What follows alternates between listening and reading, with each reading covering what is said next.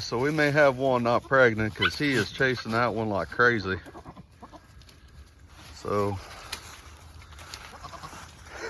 I think he's going to be a good breeder. He is trying his dangest.